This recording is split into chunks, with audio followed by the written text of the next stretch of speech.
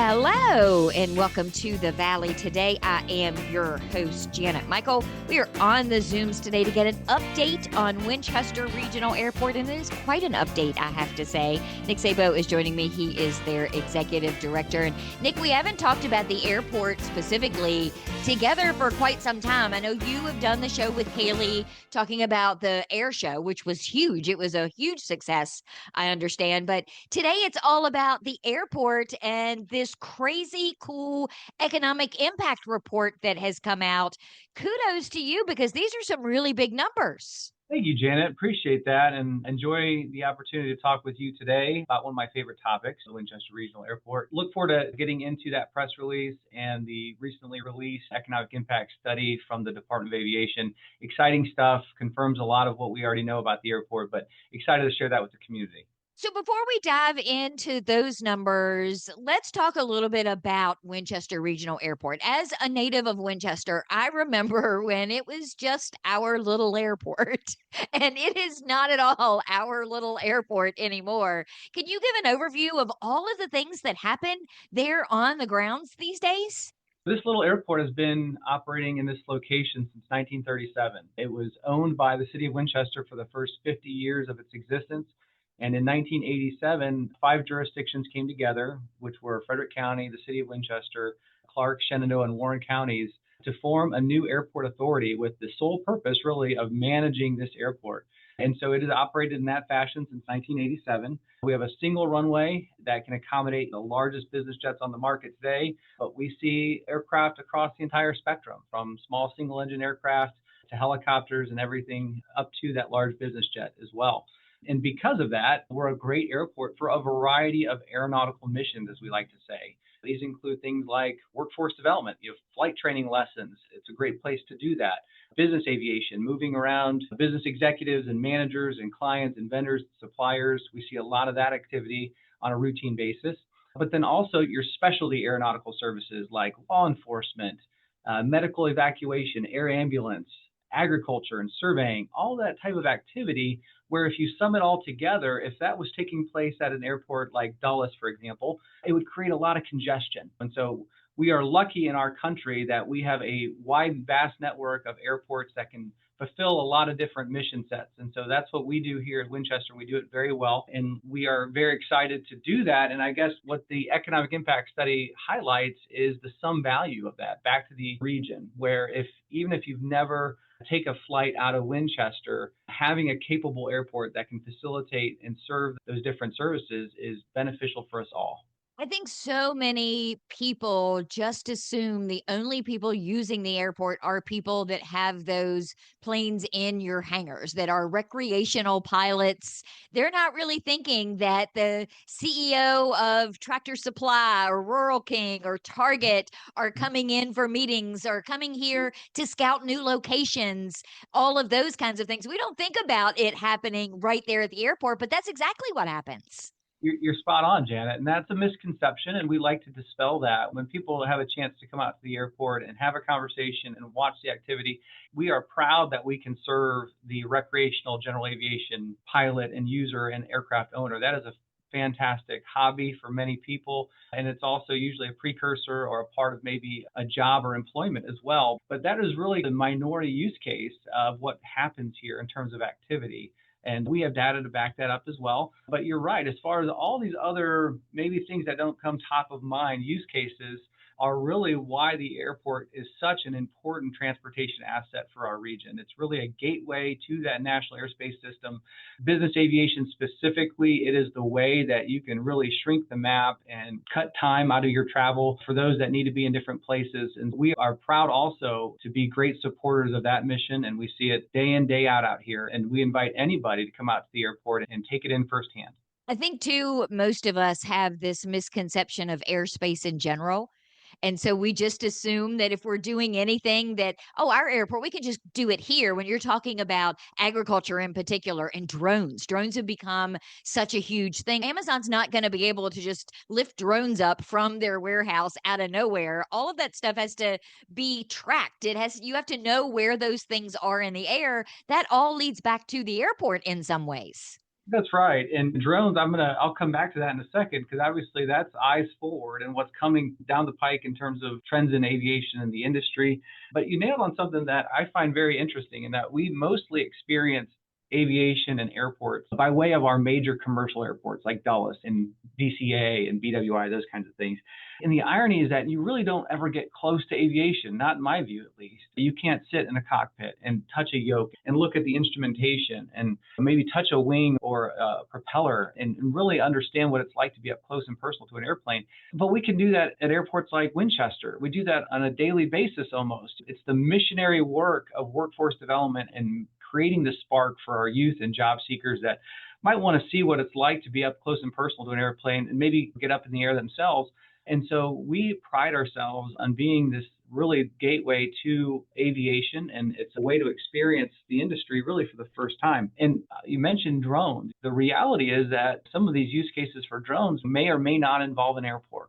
So it does create a bit of a new challenge for our communities as far as how are we going to deploy these and what is our appetite for these types of services by way of drones. And we feel it is important as an airport, though, to ensure that we are as educated as possible about what's happening with drones, because they may or may not take off and land at an airport, for example. It might be something that happens at a distribution or warehouse out in the county, and it might not even require an airport. But we feel like it's important to know what's going on there so we can ensure the safety of our airport continues into the future, but then also hold our hands out as a resource to our community leaders and stakeholders who might have questions or need some new information about how to handle these drones. And so we feel like with our network and being involved in the aviation industry, we can be that resource back to our community.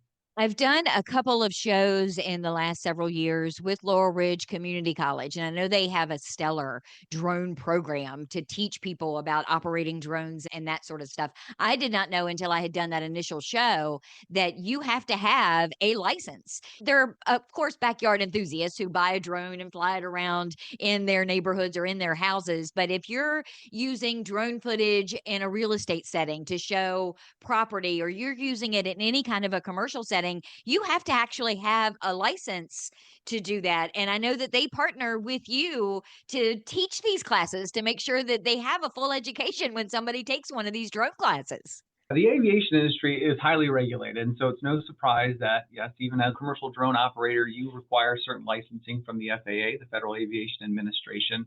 And that really also gets at the bigger picture about regulation within aviation. It's the why behind certain activity can happen at the Winchester Airport and not others. The top among them, of course, is airline service, and that's a whole regulatory hurdle that is not really within our direct control. And people ask me all the time, it's probably the top question I get from the public as far as why don't I see Southwest Airlines or Delta or something operating out of Winchester?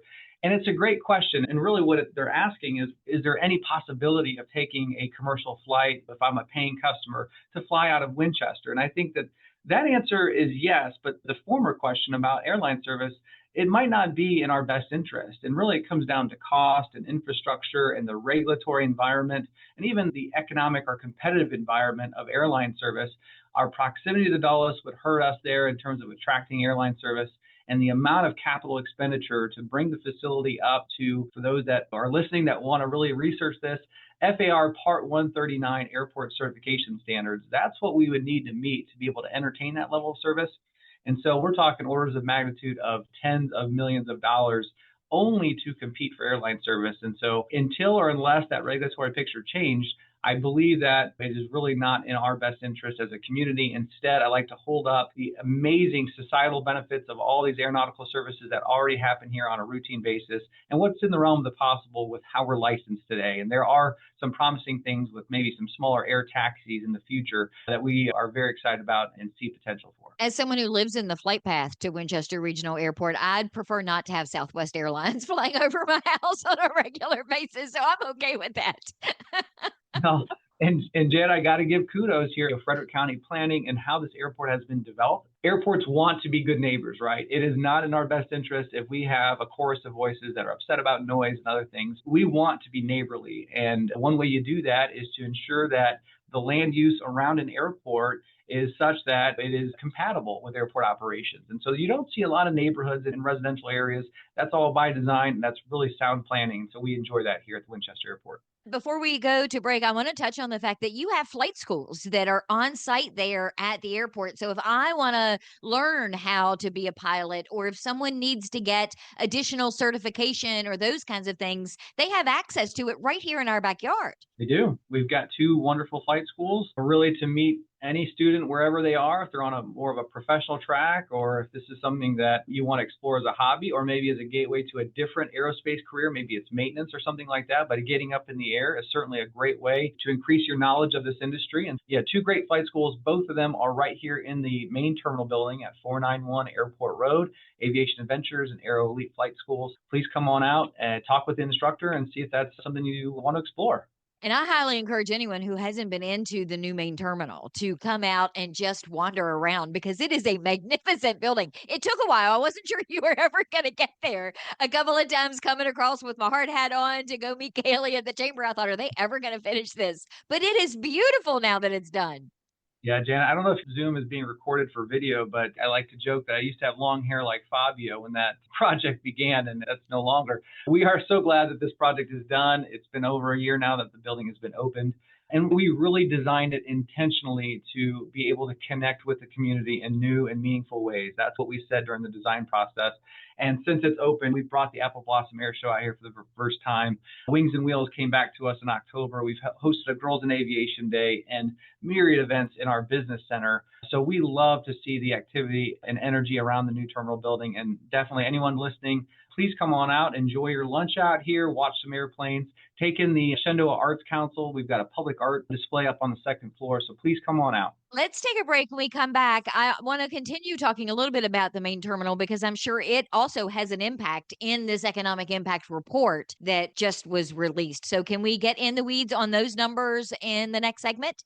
Let's do it. Happy to. Okay, we're going to do all of that when we come back. We are on the Zooms today with Nick Sabo. He is Executive Director at Winchester Regional Airport. We're going to come back and learn more about the economic impact for the state, not even just our community, but for the state of having Winchester Regional in our backyard when we come back in just a couple of minutes. United Way of the Northern Shenandoah Valley is inviting nonprofits to help map the region's nonprofit safety net. If your organization serves Winchester City, Frederick, Clark, Warren, Shenandoah, or Page counties, we encourage you to take our regional nonprofit survey. The information collected will help identify gaps, support collaboration, and inform community leaders and funders. The survey takes about 30 minutes and is available at unitedwaynsv.org.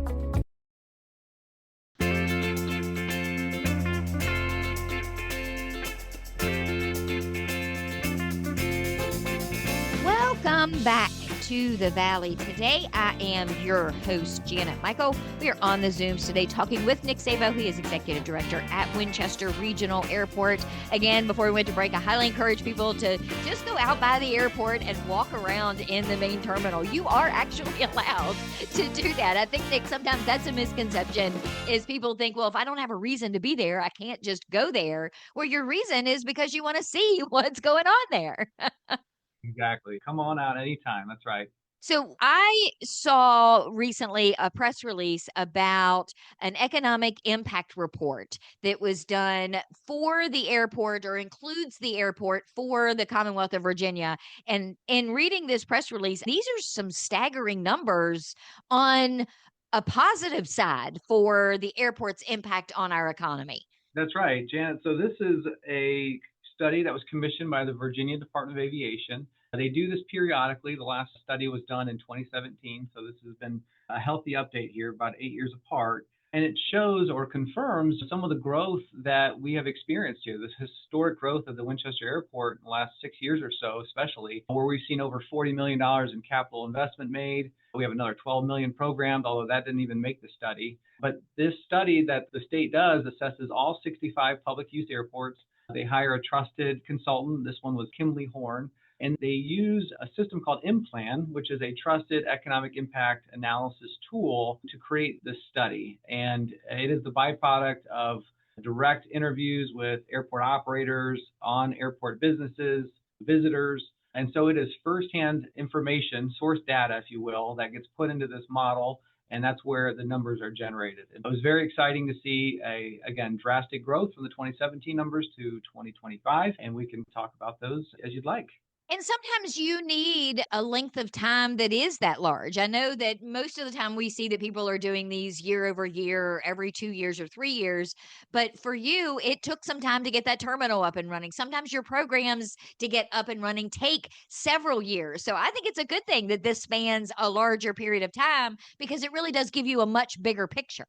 Great point. And with things like a global pandemic thrown in there that can weigh down the data, I think the Department of Aviation was very intentional to make sure that when they decided to invest in the study again, that they did so after things had more or less normalized. And I think traffic at all Virginia airports has restored to pre-COVID levels and in some ways even exceeded that. So I think it was a great time to do the study. We were actually the launch airport, which was fun. So the consultants came to Winchester first and really found their battle rhythm about how they were going to do these site visits to all the airports. So we were proud to be the first there. And like I said, the data reflects the historic growth that we have seen out here, and we are proud to share that with the community. We hope that the public views that as an invitation to learn more about the airport and its role in our region and the local economy. And you'll find that communities with capable airports, and I would even throw in there Front Royal down in Warren County, it's a great airport, but communities with access to a transportation asset like that typically are thriving. And one reason for that is because of the immense economic impact and significance that it plays in the local economy. The thing that I appreciated too about this report is sometimes when these are released, it is at that 40,000 foot level. So it's all about this is the impact that you have across the Commonwealth. But this actually pulls out our local economy. There's 610 jobs that are supported by the airport, $28.5 million in wages to the local workforce. I appreciate when they tell us how great you're doing in our backyard. That's right. And the 610 jobs, that's an improvement over 179 that were reflected in the 2017 study. Those are real numbers. And I would like to just make the caveat that this is, of course, a summation of the direct, indirect, and induced impacts of all the activity, which is a standard economic model, of course, for any kind of analysis like this.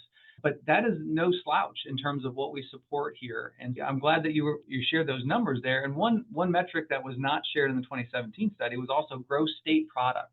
So thinking about what is the direct impact then to the Commonwealth economy, and this also, of course, captures the regional as well. But if you calculate everything that we produce, all the activity that happens here, and you subtract out things that are necessary services like fuel and maintenance and utility costs, let's say the terminal and hangars, that's that gross state product. And so that number was 46.9 million from the Winchester Airport alone. So again, you can look at our airport. We hope that the public is encouraged to do their own analysis and dig deeper into the data, but we think you'll find a very positive story that we as a transportation asset, as an economic engine, add a lot of value back to our region. Again, even if you never leave the ground here, this as a capable facility adds value to us in those ways. Are you similar to a lot of the nonprofits that I talk to that have to have reports similar to this in that they have to show who they've served and at what level and what outcomes are? Does having economic impact to this degree help you with federal funding or state funding to be able to do more projects and to grow the airport at all, or is that not how it works? In some ways, it's similar. There's no, let's say, legal requirement for that to be the case. But it is in our best interest, though, to show those impacts to our jurisdictional partners. Like I mentioned, the 5 jurisdictions that support the authority. We want to show them their ROI on any investments made at the airport. So those data are very important to us to share. So when we have good qualified information like this, we'd like to ensure it gets in the right hands. But also it helps us do our mission. Yes, you mentioned grants and things like that. There are some metrics that do differentiate airports by way of their activity and things like that. So there is some significance there. But more importantly, I feel like it's the right thing to do to communicate out the value of the airport, to ensure that the public knows why it's in our collective best interest to invest in and make sure that our airport is healthy financially, has got the infrastructure that it needs to support the aviation mission of the region. And so for those reasons, I think actually, regardless of having a requirement to do so, we think it's the right thing to do. Along the lines of economic impact, I've had many a conversation with Patrick Barker in particular from the Frederick County Economic Development Authority. Having access to an airport of your caliber, of our caliber, is incredibly important when they're trying to get new industry to come to the area, when they're looking for new retail places to come. Publix is going to be in Stevens City before we know it. It's important to a lot of these larger industries, CEOs, and just their planning and logistics people to know that they have access to an airport like ours. Nearly every company or industry in this region has had some role or operation at the airport. And many times it's a longstanding relationship. So some of those that you just mentioned earlier are longstanding clients of ours that we are proud to serve. And economic development today, aviation is going to be a part of that company's profile, whether they're flying commercially. In our case, a lot of businesses are taking advantage of the robust airport system in this country. Just throwing some numbers out there, there's roughly 400 or so commercial airports that you can get a ticket to fly on an airline to and from. But there's over 5,000 public use airports in this country. And so if you have an aircraft that can reach airports like Winchester and Front Royal and Warrenton and Culpeper and all these other places, you can actually then get closer to the community or the location that you're actually trying to get to, right? Without having to get a rental car and have to fuss with those logistics. You can imagine if somebody needed to do business in downtown Winchester or in Warren County even, flying into Winchester and getting either a rental car or using one of our courtesy cars, you can be where you need to be within minutes after landing instead of fussing with rental cars and transfers and things at a commercial airport. So that kind of paints the picture about that close tie and association between an airport and economic development. It is hand in hand, but taking that a step further, an airport often then is the central location for an aerospace business. So it opens you up to a whole new sector of economic development, one that can only be fulfilled if you have a capable airport. And we have invested a lot into developing what we refer to as a workforce pipeline around aerospace, working with our public school partners and their CTE programs, with Laurel Ridge, with Shenandoah University. We're very proud of the efforts those institutions have taken to help us develop the business case for further investment in aerospace in the Winchester area. A lot of exciting things happening, but I love that you brought up economic development because that's near and dear to our hearts out here. Getting into an aviation career, I think, is sometimes very intimidating, particularly for younger children. On one hand, they look at it and think, oh, it'd be so cool to be able to fly a plane. But on the other hand, oh my gosh, flying a plane, how would you even begin to do that? And you have kids come and have story time. You do a lot there at the airport to make sure that our youth do have access to see what the options are and maybe sit in a cockpit if they need to, if that's what it's going to take to move them down their career path or their education journey. Well, and this is another misconception that a lot of people are in some ways put off by aviation. They think, yeah, it requires a whole bunch of money to go to flight training and things like that. But one thing I'm very proud of our authority is we talk about workforce development in a way that is very inclusive of anybody's career path, whether it's a credentialed program after high school, not requiring a degree, maybe it's an associate's, maybe it's a full 4-year degree. Wherever your education journey takes you, there's an end point within the aviation industry. And we feel like it's important to showcase what those opportunities are, whether it's maintenance or air traffic control, pilot, also maybe non-traditional aviation careers like meteorology or architecture or engineering or avionics and other things that, again, don't maybe require a full degree program. Apprenticeships and other types of programs like that are all in the realm of the possible with aviation. And I think that it's our responsibility to showcase what those are, to ensure that youth and job seekers in our area at least have the knowledge and information to make an informed decision about what the opportunities could be in the industry that appeal to them and their specific interests. But there is plenty of studies out there. If you look at aviation workforce forecasts, really globally, everything is on a secure trend line, all up and up. And so again, if you're in need of work or if you're looking for an exciting career, we like to showcase what's going on in aviation because there's a lot of opportunity. 20, 30 years ago, the only way you could ever become a pilot was if you joined the military. And that could not be further from the truth now. So I think it's an incredible asset to have. That's right. Many people, again, still have that belief that the military is the way you become a commercial pilot. And in recent years, that's actually flipped, where the private industry flight schools, like what we have here at Winchester, are now the leading way that folks become commercial pilots, is to start off at a flight school like what we have here at Winchester. And so we like to think what we do here and what we support often, we just refer to it now, we don't even say flight training in some ways. We say it's workforce development, because that's often what these people are training for, is a career in commercial airlines. So before we wrap up, what do you see over the next 10 years? Where would you like us to be in 2037? Oh my gosh. I can't believe I'm even saying that out loud. But are there projects on the horizon? Are there things over the next 5 to 10 years that you're looking to expand upon at the airport? Well, you're going to see continuance of smart planning at this airport. There's a lot of transformational forces going on in aviation right now, a lot of new technology, new business models that are taking root.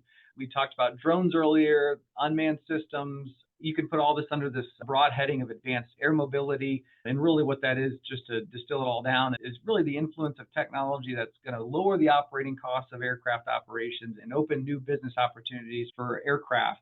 We are very interested in that. We see a lot of promise in that, but we also think that the right strategy right now is one of making ourselves as informed as possible, making smart investments where it makes sense, but then also just making sure that we're planning for those possibilities in the future. And so we're gonna continue to do that and be one step ahead of the industry as it matures.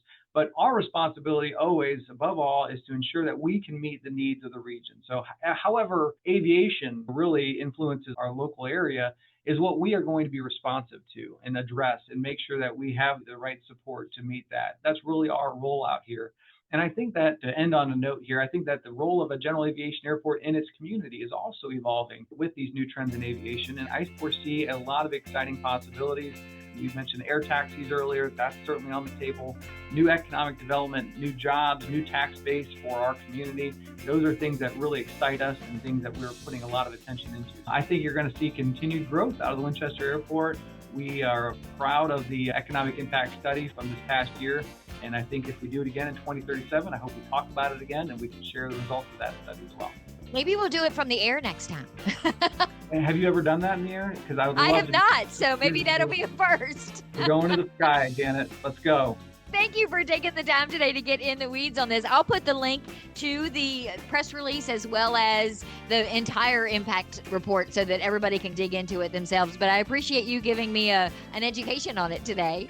You got it, Janet. Always great talking with you. I will be back on Monday with a brand new episode of The Valley Today. Have a great weekend and then meet me back here then.